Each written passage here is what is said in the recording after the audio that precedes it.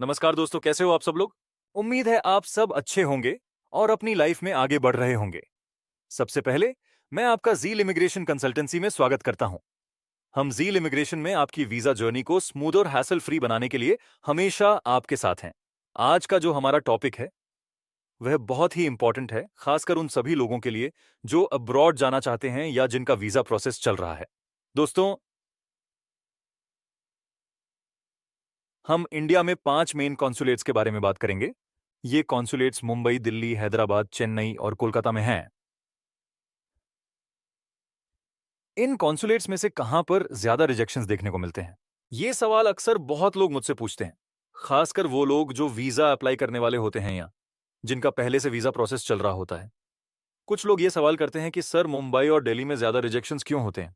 और कुछ लोगों ने तो पहले ही दिल्ली में अपॉइंटमेंट ले लिया है, किसी ने मुंबई में भी अपॉइंटमेंट लिया है, लेकिन अब वो लोग उस इंटरव्यू को अटेंड नहीं करना चाहते क्योंकि उनका मानना है कि यहाँ पर रिजेक्शन रेट बहुत हाई है। तो दोस्तों, सबसे पहले मैं आपसे एक बात क्लियर करना चाहता हूं कि दिल्ली और मुंबई में रिजेक्शन रेट ज्यादा इसलिए दिखाई देते हैं क्योंकि यहां पर ज्यादा एप्लीकेशंस फाइल होते हैं। जहां ज्यादा एप्लीकेशंस फाइल होते हैं वहां पर रिजेक्शंस भी ज्यादा हो सकते हैं और अप्रूवल्स भी ज्यादा हो सकते हैं। अब दोस्तों, अगर हम सिर्फ रिजेक्शंस की बात करें तो कहीं भी रिजेक्शंस हो सकते हैं। रिजेक्शन का मतलब ये नहीं है कि वीजा प्रोसेस गलत था या कुछ गड़बड़ी हुई थी। कभी कभी एप्लीकेशन में कुछ कमी रह जाती है या फिर डॉक्यूमेंट सही से नहीं होते हैं तो भी वीजा रिजेक्ट हो सकता है। तो रिजेक्शंस को लेकर आपको डरने की जरूरत नहीं है। अगर हम रिजेक्शंस देख रहे हैं तो हमें यह भी देखना चाहिए कि कितने वीजाज अप्रूव्ड हो रहे हैं। क्या आप जानते हैं कि मुंबई और दिल्ली दिल्ली में हर दिन कितने वीजाज अप्रूव्ड होते हैं? ये नंबर्स भी बहुत ज्यादा होते हैं और यही वजह है कि जहां ज्यादा एप्लीकेशंस फाइल होते हैं वहां पर रिजेक्शंस और अप्रूवल्स दोनों का काउंट बढ़ता है। अब दोस्तों, मैं चाहता हूं कि आप लोग इस पर ज्यादा ध्यान ना दें।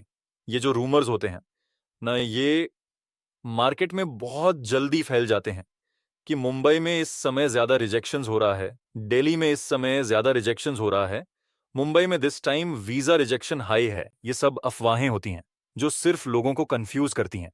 अगर आप सिर्फ इस पर ध्यान देंगे तो आपकी सोच में नेगेटिविटी आ सकती है।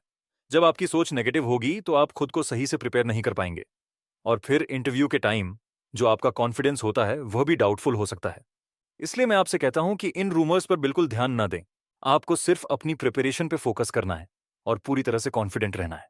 तो दोस्तों, सबसे पहले आप अपने सब्जेक्ट पे फोकस करें। जो भी आपने फील्ड चूज की है उसमें अच्छे से प्रिपरेशन करें। जब आप अच्छे से प्रिपरेशन करेंगे तो आपको खुद पर कॉन्फिडेंस आएगा। कॉन्फिडेंस आपको इंटरव्यू के दौरान बहुत मदद करेगा। किसी भी कॉन्सुलेट में इंटरव्यू देने का तरीका एक जैसा ही होता है। जब आप अपने सब्जेक्ट में मास्टर होंगे तो आपकी पर्सनैलिटी भी अलग नजर आएगी। ये सब बहुत इंपॉर्टेंट है। इंटरव्यू के दौरान आपका आंसर कैसे है ये भी बहुत मायने रखता है। अगर आप सही तरीके से आंसर देंगे तो ये बहुत अच्छा इंप्रेशन छोड़ेगा। आपका कॉन्फिडेंस भी बहुत इंपॉर्टेंट है। जब आप अपने इंटरव्यू में खुद को बिना किसी डर के पेश करेंगे तो उस इंटरव्यू का रिजल्ट भी बेटर आएगा।